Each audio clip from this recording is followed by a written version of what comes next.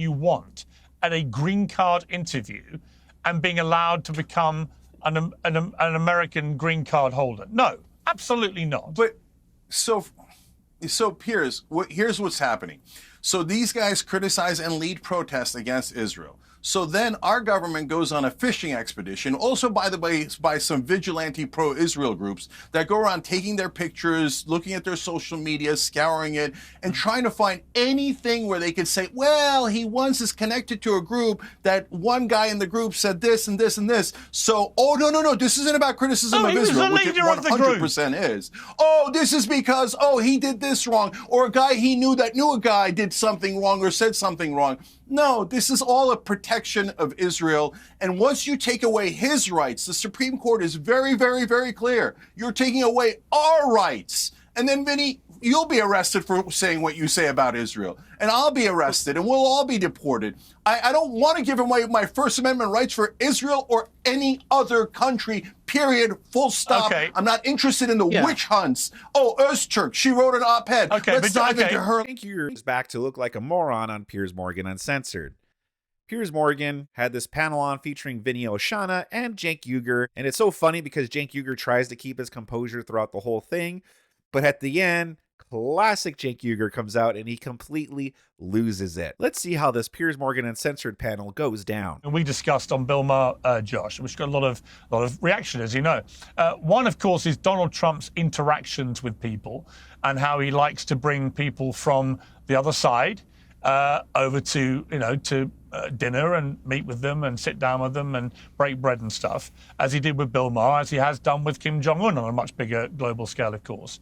And that plays into also his negotiating skills, into how he navigates these relationships. But Josh, just to ask you about the Bill Maher thing, what struck me is quite interesting about some of the reaction. Some people were cheering you on when you took on Bill Maher for saying you thought it was compromising to his journalistic integrity. I think was a kind of overarching theme for doing what he did, because Trump, you thought, was basically playing him. And other people were hammering you, saying, well, isn't this exactly what Bill Maher was talking about in his monologue about the dinner he had with Kid Rock and with Bill Maher and with Dana White from UFC, obviously, and Donald Trump, that we've now reached a stage where people can't even go and meet with people from across the political divide without the people on the other side, or their side, throwing their toys out of a stroller and screaming and saying how disgusting this is. I was curious about your reaction to the reaction and whether you understood that people were saying, well, this is exactly what Bill Maher's talking about. Yeah, no, I appreciate you giving me the chance to react to the reaction. I mean, first of all, I don't think I was questioning his journalistic integrity at all, because I don't think he's a journalist and he's a comedian. And the first thing I said was that this is a tempest in a teapot. And, it's totally fine for people to go to meet with Trump and have dinner, and that there is not, that pretending that this is some sort of, summit or some sort of big event is really not true. So I don't think I tried to go to pains to not to criticize Bill for going, but to also make a nuanced point, which may have been lost by both sides, actually. And the nuanced point is simply that from Trump's perspective, I question whether or not he was engaged in the genuine conversation for a seek for middle ground that Bill Maher was engaged in. And we can have two thoughts inside of our head. One is that Bill Maher went to meet with Trump to seek a middle ground in a conversation to bridge the political divide and, heal the culture wars. And I believe Bill was trying to do that. And I'm skeptical that's not what Trump was trying to do, because of all of when you've met with Trump, that's always what he does. When I interviewed Trump, the first thing he said to me was, Josh, you're the best reporter I've ever seen, and you're you know the stuff. He had no idea who I was, but this is what he does. He charms you, and he tries to get you on his side, and then he tries to get you to tell whoever you're going to tell about the meeting that, oh, he's not that bad after all. And of course, that's exactly what happened. So I don't agree with people who say meeting him is some sort of bad thing, but I also don't agree with the people who say that somehow meeting with him is going to produce a good result. It's essentially a non-event. And and if we can sort of think of it as a PR stunt that, had some cost and some benefit in that, we can sit together and have a meal together, and some cost in that you gave Trump this opportunity to put you on display and say, look, yeah, even Bill Maher is okay with me, then we can agree that there's a cost and a benefit. And people who are saying don't meet with him are wrong, and people who are saying meeting with him is going to do something are also wrong. And that was the nuance that I was trying to get across on the show. But I feel like maybe in that moment, Bill felt that I was attacking him. I wasn't. I was trying to praise him, and that kind of seemed to make him a little even more upset. But what are you going to do? So I don't think anyone thinks that if Donald Trump meeting with Bill Maher is gonna heal this country, like this is gonna heal some great divide. Bill Maher is not the complete representation of the left. He doesn't even represent all of the left's extreme ideas. Like Bill Maher is against the transgender in sports thing. That's just one example. But Bill Maher is not even the most extreme on the left. So to say that this is some great divide, well, no, this was just a dinner. The reason why it was a big deal is because Bill Maher has been, like I said before, like I think he has TDS. So this was a big deal for him having this dinner with Donald Trump. And that's why he talked about it on his show and such. In terms of this PR stunt, like I don't think it's a PR stunt, at least on behalf of Donald Trump, because he has absolutely nothing to gain. Because as Josh just said, this is kind of like a non-event. It's not really that big of a deal. It's not like, oh, Bill Maher comes on his show and it says, you know what, Donald Trump isn't that bad. All of a sudden, it's going to make huge changes in America. At the same time, though, it's worth noting because everyone portrays Donald Trump as he's some kind of like evil monster.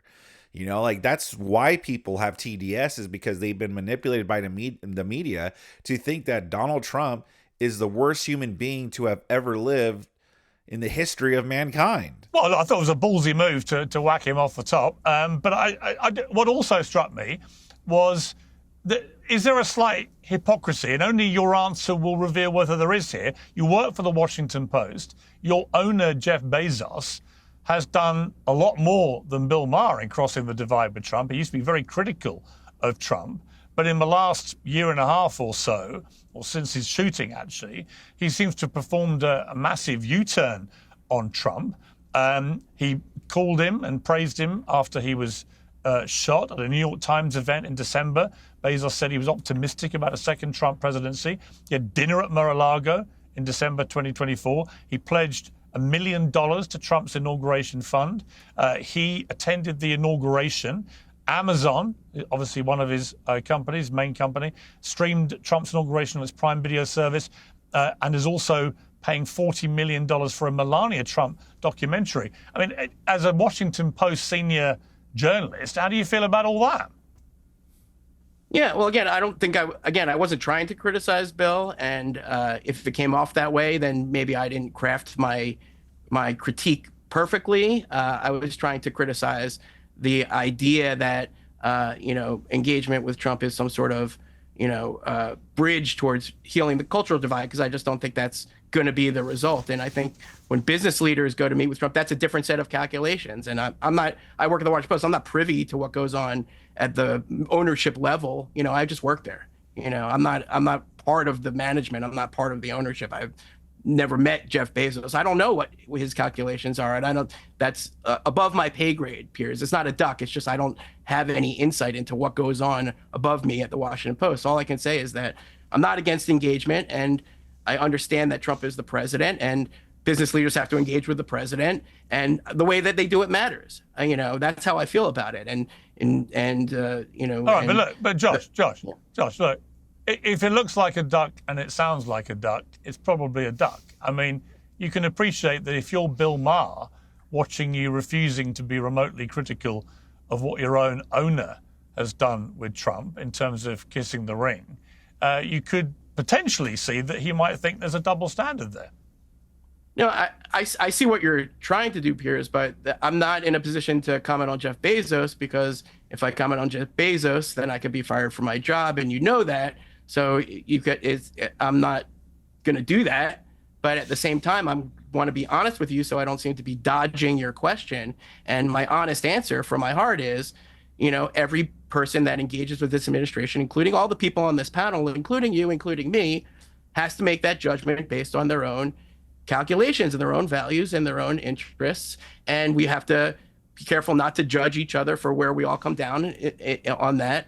And, that's the best answer I can give you, being honest without losing my job, and also being true to what I think is very consistent, which is the same approach I had to Bill Maher, which is engagement is good and the way that you do it matters. And your expectations of Trump's response should be very limited. And that's my effort to answer you honestly, Piers, without getting fired from my job and without but to trying to prove to you that I do have a very consistent philosophy on this, which is not going to please the Trumpsters and is not going to please the liberals, because I'm neither a Trumpster nor a liberal.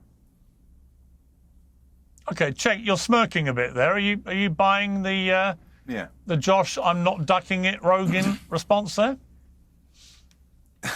No, I have sympathy for the brother. I understand the situation he's in, but I disagree with him on both counts. I think that you shouldn't be overly naive, of course, going to talking to Trump. You shouldn't be naive at all, but you also shouldn't be overly cynical. So naive is, I'm going to go talk to Trump and he's instantly going to change his mind and agree with me. Of course, that's not going to happen, right? But cynical is, there's no value in talking to the other side. There's no value in talking to the U.S. president. You just shouldn't do it at all. You don't platform him. That's exactly what I'm saying. And commander-in-chief. I was just gonna say that sounds exactly like what Josh was saying, Cenk. Cenk's an idiot. He's like, I disagree with you on both counts, and then he goes on to pretty much say what Josh just said. Yeah. So like, of course, Bill should go to talk to him. I would go to talk to him in a second, but I wouldn't go in there thinking like, I've got some sort of magical answer, and Trump's gonna now come out a progressive or an actual populist rather than a fake populist. But does it make sense to try to bridge the divide? Hell yeah, it does. So look at, so I go on Patrick Bet-David's show that Vinny's on from time to time, and sometimes we yell at each other, and a lot of times we vehemently disagree, but sometimes we find agreement, like Vinny and I have on Israel and a couple of other issues. So hey, we bridged the divide there, and you know what? Not only did it help on that particular issue, but it starts to heal a little bit. And I know that people on my side in particular don't want to hear that. And so others have gone on the same show and thought the great strategy is to just yell the entire time at them, right? But then you're not listening, you're not actively engaging, and you're not repairing any bonds. And for this country, and I know, again, the cynics hate this kind of talk, but at some point we have to heal the bonds. And it starts with simple conversations. And if you can't speak to the President of the United States because you're so bitter and mad about it, that's not at all productive, and it doesn't go towards healing any bonds. It's not going to happen overnight. It's going to take a long, long time, but we should at least have the decency to talk and to listen to one another. I think that's essentially exactly what I was trying to say. Vinny, you were at the UFC thing. I was struck by the incredible ovation that Trump got there. There's no doubt that in vast swathes of America, he's not just popular. It's a gigantic kind of superstardom, fandom that goes on with his fan base. And yet there are other parts of America that completely detest everything Trump says and does. How do we bring these two factions together? How does the United States of America become more united? I think, and Cenk made a good point. Josh made and you make a good point, Piers. It's like enough of this. I was having a conversation before I came to the van. This whole left, right, your side, my side, your side of the aisle, my side. Piers, I'm a Christian and I read the Bible every single day. I'm trying to learn. I'm trying to be a better person. I'm trying to walk in the footsteps of Jesus Christ. The two main things in the Bible, Piers, is love God with all your heart, your soul, and your mind, and love your neighbor. It's that simple. We're supposed to love each other, okay? I mean, it's not easy, Piers, when the mainstream media for all this time is saying that this guy's this evil monster, Hitler, all this stuff. That doesn't help. It hasn't helped. And that's why all these big networks, all these freaking mainstream medias are on decline. You mentioned Jeff Bezos. You no wonder why he's changed his tune, Piers. They lost over 250,000 digital subscribers. The traffic dropped from 22.5 million to 2.5 to 3 million, lost $100 million in 2004. All right, he blocked the Kamala Harris endorsement. I mean, people are waking up, Piers. I don't think they're necessarily bending the knee. It's like America is just fed up and they're just tired of the nonsense, Piers. And I'm proud. Good for Bill Maher, all right? First of all, Trump didn't ask for the meeting, Piers.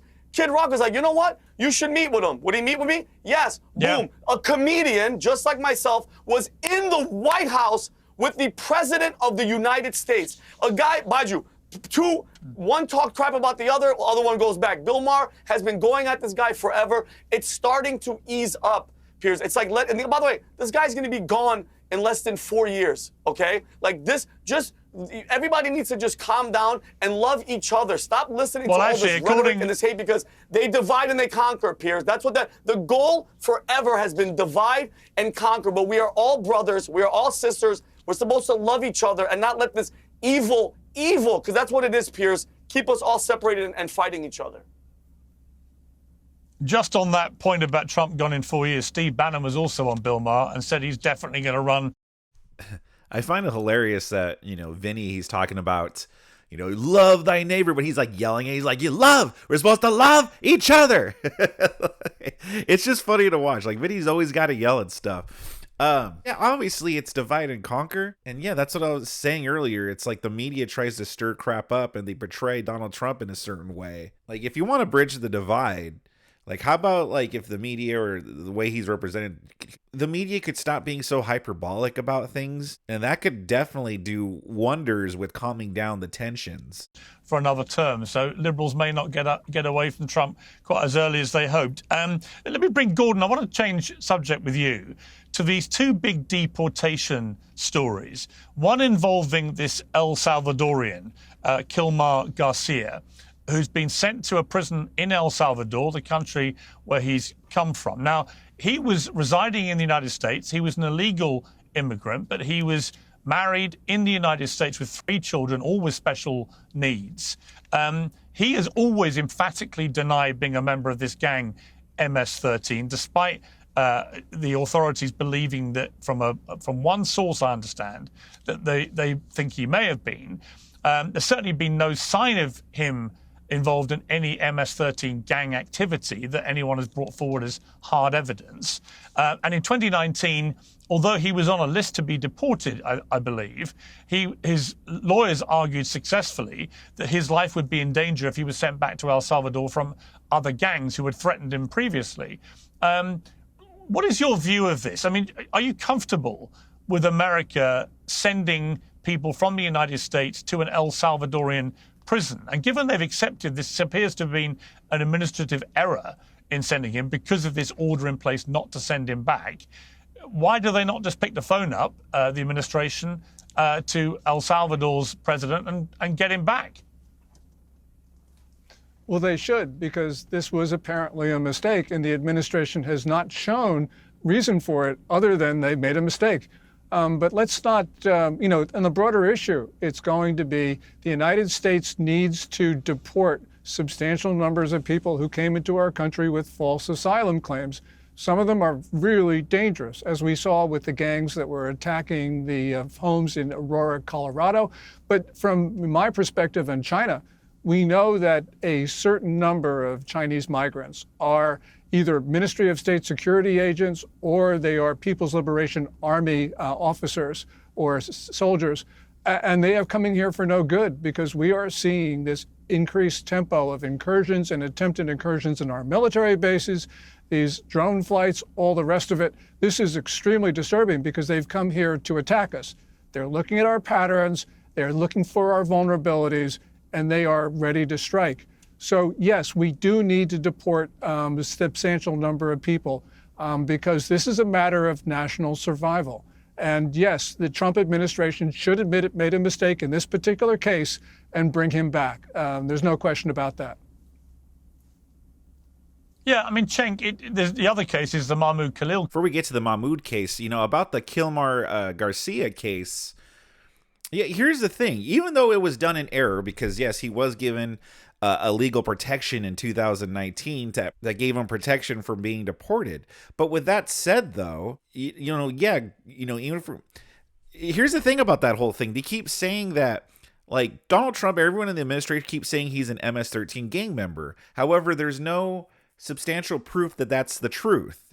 From what I've been able to look into, there's no actual evidence that he for sure is. Yes, I know there was a court that did rule that did find that he was, because there was like an informant that came along and said that he was. But then also, too, on the other side, he's never been convicted of any crimes. Well, actually, he doesn't have a criminal record, I should say. So, I mean, on one hand, he's an MS-13 gang member, but he has, like, no criminal record. I don't know. I'm just saying, like, yes, I'm skeptical of the MS-13 in terms of, I don't know for sure. Like, in the end, we don't know. The Trump's administration is saying he is. There's that one judge that wants him brought back, Zinus, so I don't know how to say her name, that's ordering him to bring him back and saying that it's unsubstantiated that he's MS-13. So I don't know. I can't tell you whether he's MS-13 or not. But even if we were to assume that he wasn't,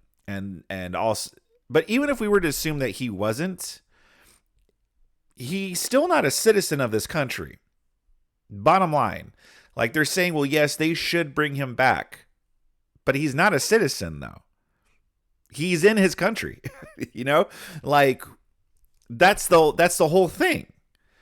He's not a citizen here. He doesn't have a right to be here. Yeah, he might have had a legal protection by a judge, but he doesn't have a legal right to be here. This is not his home country. He immigrated here in 2011 at the age of 16.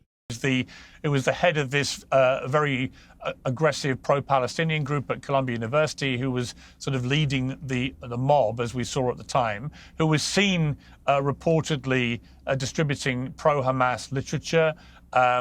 Now, he's there on a green card in the United States, which has different rules of due process, it turns out, because if you are there on a green card, and Josh and I discussed this on Bill Maher, but there is a difference in how you're treated in terms of due process to an American citizen.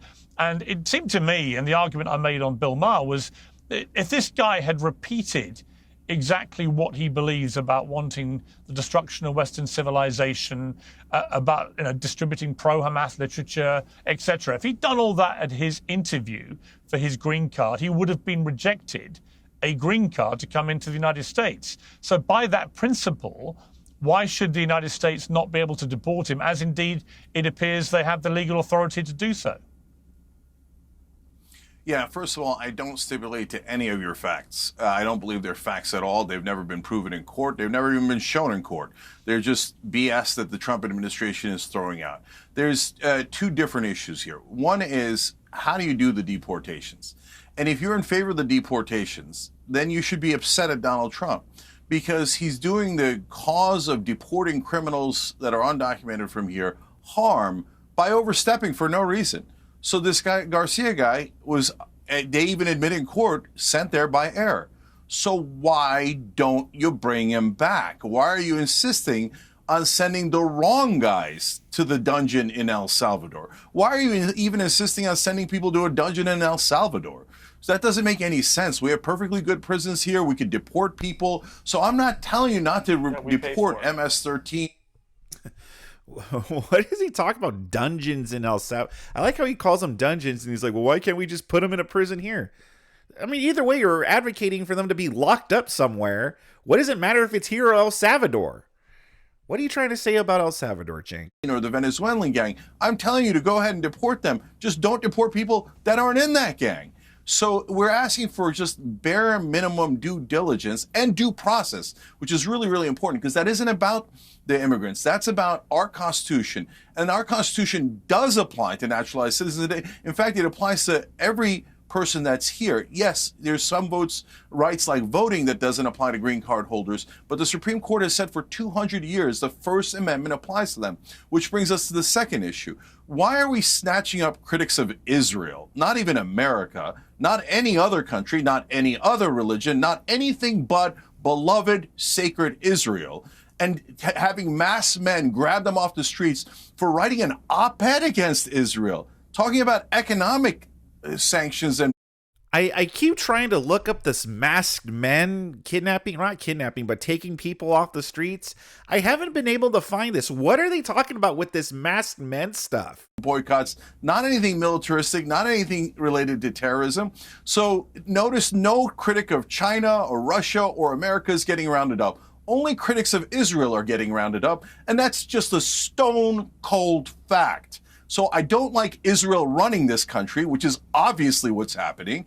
I'm sick of it when Biden sent blank check after blank check to do the ethnic cleansing of the Palestinians. And now Trump says, hold my beer. I could do even better. I'm just going to, any critic of Israel, I'm going to trash the First Amendment. He was theoretically for freedom of speech. This is cancel culture on steroids, where a foreign government cancels people inside this country because they dared to criticize Israel. It's totally, utterly unacceptable, and it's destroying our Constitution on behalf of a foreign government. Totally unacceptable. It's just a shame, Cenk, that you and the others on the left, you pretty much have no grounds to talk about the First Amendment and what's a violation, because you guys aren't free speech absolutists. You guys are absolutely fine with censoring certain speech. Absolutely fine with it, and you guys didn't speak up at all when right-wingers were being, when people's like bank accounts were being like closed on them or taken away from them. You know, when these evil corporations that you like to talk about so much, when they were actually censoring people, I didn't hear any peeps from you. So I'm sorry, but spare me. Yeah. All right, Vinny, I can see you ready to let rip. Josh, I'll come to you in a moment, but Vinny, I can see you simmering like a volcano there. Yeah. Well, first things first, Piers. When it comes to the deportations and how do we get here? How do we get to the point where we have to reverse and send illegal gang members to get the hell out of our country? Is because the Biden administration with Alejandro Mayorkas literally let a freaking invasion of the country happen with zero accountability, okay? Because he got a pre-pardon too. Let's move on to that. You mean to tell me out of the thousands and thousands that Homeland Security with Thomas Homan and Kristi Noem, that we've deported these freaking murderous gangsters, we have one guy that nobody on this panel knows because none of us have the actual inside scoop, is a freaking gang member. And why is he fearing for his life in another place by other gangs? Could it be that he's in a freaking gang? All right, none of us know. Okay, none of us know the thing, but if it's one, and we're asking, Piers, why haven't they called and tried to get this guy out? Maybe he was in a gang, okay? Let's think about that. And going to Cenk's point, Cenk, you know I'm with you, brother. America, if you're an American, freedom of speech, First Amendment, you could talk all the shit you want whenever you want about anything, because I'm a free speech absolutist. But if you are here, Cenk, and you're here on a green card to try to come here and learn, and listen, I'm sorry, Cenk, if you're handing out pro-Hamas shit and you're trying to rally the troops and try to get people angry, and here's my thing, Piers, talk First Amendment all you want. If you're hitting and fucking abusing Jewish students, I'm sorry, Cenk, that shit doesn't fly with me at all. That's a crime. At all. Okay? But Vinny, he didn't do that. Yeah, that's a crime. So he didn't do shouldn't that. That's a crime. If you hit a Jewish student, of course you're a goner. Yeah, but Cenk, okay, Yeah, but well, no, Cenk, hold hang on. on, Cenk, he was, Go ahead. he was, but Cenk, he was the leader of a protest group who are on record as saying they want the destruction of Western civilization.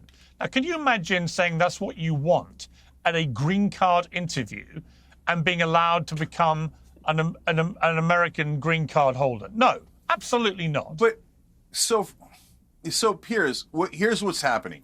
So these guys criticize and lead protests against Israel. So then our government goes on a fishing expedition, also, by the way, by some vigilante pro-Israel groups that go around taking their pictures, looking at their social media, scouring it, and trying to find anything where they could say, well, he once is connected to a group that one guy in the group said this and this and this. So, oh, no, this isn't about criticism of Israel, which it 100% is. Oh, this is because, he did this wrong, or a guy he knew that knew a guy did something wrong or said something wrong. No, this is all a protection of Israel. And once you take away his rights, the Supreme Court is very, very, very clear. You're taking away our rights. And then, Vinny, you'll be arrested for saying what you say about Israel. And I'll be arrested, and we'll all be deported. I don't want to give away my First Amendment rights for Israel or any other country, period, full stop. Okay. I'm not interested in the witch hunts. Oh, Öztürk, she wrote an op-ed. Okay, Let's dive into her life. What did she say when she was 13? Israel's feelings have been hurt. Get real on what's happening here. A different government is running our government. I just want to very quickly I'm going to come to Josh, but I'll come to Josh. 1 second, Josh. I'll come to you. Just to be clear, though, there is a big difference between being an American citizen and being a green card holder, which I Exactly. think is slightly lost on you, Cenk. You don't need to have committed a crime to have your green card revoked. The Secretary of State, Marco Rubio, has been told he's perfectly in his rights to deport Mahmoud Khalil, and I think you're being extremely naive about what his involvement was in those you're mob totally wrong. protests You're in Colombia. totally wrong. He was the 100% leader. wrong. He was the leader Legally wrong, of the constitutionally hang on. wrong. He was the leader. He was the leader of the protest group there who committed multiple acts of violence and vandalism, who were harassing and terrorizing Jewish students. And that group is on the record as saying some stuff which, if you repeated, and he was the leader, if you repeated that In other stuff words, not at your him. green In card other words, not meeting, him. you wouldn't Not get a green him. card. Guilt by association. Not him. Guilt by association. Well, that's not just a guilt by association. He's the leader of the group. Therefore, he is leading the group. Meaning that if there are people out there that are acting, if there are people a part of the group that are acting unruly and taking things a little bit too far, it's up to him as the leader to try to discourage that or kick those people out. But he hasn't done that. Gee, I wonder why. If you And run none of that is true on Öztürk. The one thing that's true is that every person being investigated is a critic of Israel. That's the one thing that's the connective tissue. And this is super important, Piers. All right, you guys are legally and constitutionally wrong. Yep. So the 1952 law does give Rubio the theoretical power that you're talking about. But the Constitution has been interpreted by the Supreme Court for 200 years to apply the First Amendment and the Constitution to resident aliens like green card holders. So that means those things are in conflict. That's fine. And what the Supreme Court has to eventually decide is this law unconstitutional? Which it most certainly is. It's definitely unconstitutional. Yes, but Cenk, it's not a First Amendment issue. That's the point. If you're supporting a It prescribed is. That's what I'm trying to get through your head. in the First United Amendment States, is in conflict with the if you're 1952 law. if That's you support, those conflicts are resolved by the courts. You just simply don't understand the law. I do, but if you support a prescribed terror group in the United States as a green card holder, you can be deported. That's the point you're not getting. Let me bring Josh in. So Cenk is trying to make it seem like the government is just cracking down on anyone that says any pro-Palestine or anti-Israel sentiments, when that's not the truth. People aren't being censored for that. If there are, it's usually because they're taking it a next step further. And again, if you're a green card holder, think about this logically. Us as American citizens can't just go to another country on a green card and start riling people up and supporting a terrorist organization. It would be stupid for a country to allow that. You know what I mean? This isn't just about authoritarianism or something like that. It would just be a stupid thing to allow. Okay, so How many Öztürk people didn't do did that. Barack Obama golly, geez, she's a critic of Israel, and she got deported. She got rounded up anyway, and neither did so many others. But hey, every critic of Israel is rounded up coincidentally. And then I found a cousin of an uncle of an aunt who once said something mean about Israel, and that's it. Round them up. Okay, get real. Are you guys all pretending that this isn't on the orders of Israel? Are you all pretending that Israel didn't order Trump to do this? Go ahead and pretend. Go ahead. I can't wait for you to pretend. I have a question. Talking of rounding, hang on. Talking of rounding people up, I have a question for you, Josh. How many people did Barack Obama round up and deport in his 8 years as president? Do you know? Off the top of my head, no. Is that the question? Have a guess. I have that number at my fingertips? I'm sure it was over 1 million people. 2 million. Okay, it was actually 3 million, over 3 million people, which is more pro rata per year than any president in the history of the United States. He was known as the deporter-in-chief in Mexico. So yeah, by Cenk's rounding up claim, he was rounding up pretty much everybody he could get his hands on and throwing them out of the country. And what did I hear? What did I hear from the left? Absolutely nothing. Nobody even knows how many on the left that Obama deported. They didn't care. It's only become an issue with Trump. And I would say that on the Trump deportation issue, look at what's happened on the southern border already. In under 3 months, Donald Trump has pretty much totally stopped the number of people coming over the southern border illegally. From the millions that were doing it every year, in the 4 years of Biden's administration. That's an incredible achievement, which no one's talking about. So no one on the left talks about Obama's deportation record because it doesn't suit their agenda. No one on the left is giving Trump any praise for what's happened on the southern border. And on the rounding up issue, again, and Josh, I'll let you respond to this, but, Cenk is just fundamentally wrong about the difference in which the First Amendment is at play.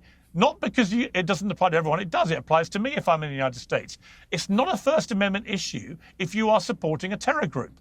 Period. It is. End. Right. Okay. So now a few things. And what does it mean to support a terror group? First of all, I think I'm not speaking for the left. I'm just speaking for me. And I think the big difference with the Trump deportations is that people are being rounded up for their ideas.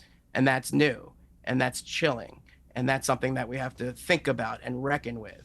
And that is the important difference. And then, to Cenk, I would say, listen, they're not only rounding up anti-Israel people. Not as a Jew, but as a human being and as an American, I don't want to see anti-Semitism and the fight against anti-Semitism weaponized to erode people's civil liberties. That offends me as a Jew, as a human being, and as an American. But it's not just the anti-Israel protesters. There are Chinese citizens who are being deported. There are Russian citizens who have been sent back to very cruel fates, who are against the Putin regime, who are now no choice but to go back. And just yesterday, they sent thousands of Afghans who helped the U.S. military for 20 years, who were in the process of securing what we promised them, which was safety from the Taliban by being able to live here. And we brought them here and we put them through a process, and they got an email saying, get out in 7 days. Okay, thousands of them. And all of my sources in the military community are aghast, Republican and Democrats, because these people sacrificed and worked and for our freedom, and or whether or not you agreed with that mission, and we're abandoning them. And they never said anything about Israel. Nothing, no views on Gaza whatsoever. So again, if the principle is you can just be thrown out without due process, then that's the principle that we have to think about and litigate. And no, I don't agree with you, Cenk. It's not just about Israel, although, again, criticizing Israel should not be grounds. And material support, that's the standard, not just support, material support. That's something that will have to be litigated. And, I'm sure that a lot of people will, including the targets here, will say, no, passing out a pamphlet is not material support. And one last thing, Piers, you said this on the show and you said this again today. If he had said something in the past that was the thing that he said in the present, then he wouldn't have got his green card. Well, you can't, the time-space continuum doesn't work that way, because the circumstances 2 years ago were not the circumstances today. So we can't project a 2024 situation on whenever it was. It might have been 5 years ago that he had that interview, because there was no Gaza war. There was a different policy. Things have changed. People change. The circumstances change. So we can't say that he lied on his green card application by not uttering the things that he thought 5 years later, because that's a logical fallacy. So let's just put that to the side and say that he deserves a right to his own defense. These people, this supposed Josh Rogan, who's supposedly not a liberal or whatever, but he sounds awfully like one. So for starters, he begins this is that people are being rounded up for their ideas.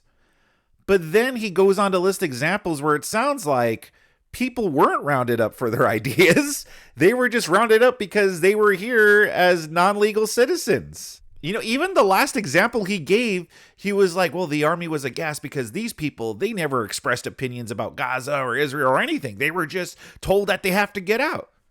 Okay, so you're just admitting then that they were not shipped out because of their ideas. They were shipped out because they're not here legally. So no, you're wrong there, sir. No one's being rounded up for their ideas, bro. And the reason why people have a problem with Trump doing it and not when Obama's doing it is because the media weren't demonizing Obama for it. They weren't putting these ideas in the people's heads that Obama was this evil, xenophobic racist that just hates brown people, and that's why he wants to deport them.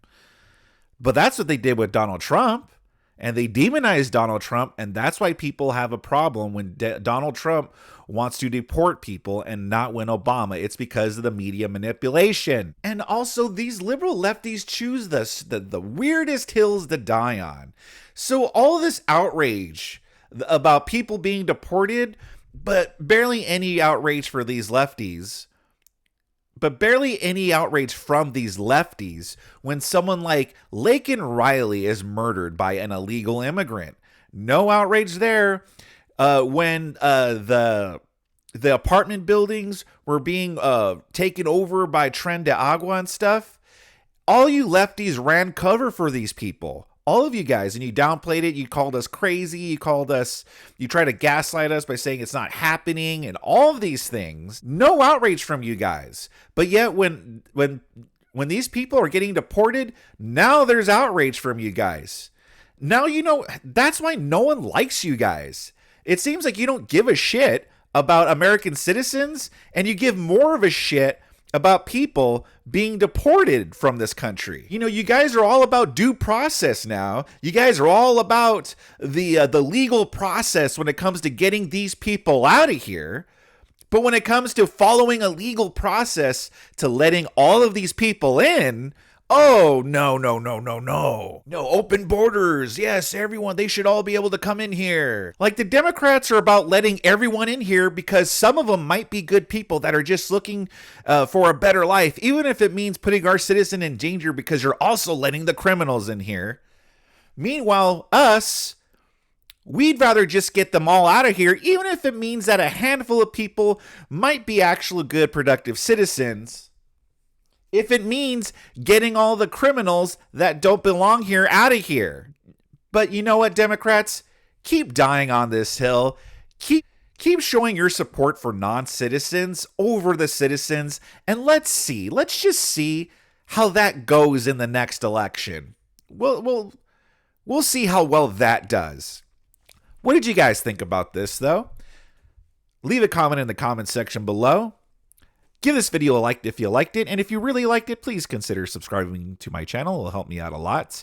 If you like seeing Piers Morgan panels, if you like seeing Vinny Oshana, or if you like seeing Cenk Uygur act like a jackass, I got more content on the screen as well as on my channel that I think you'll enjoy.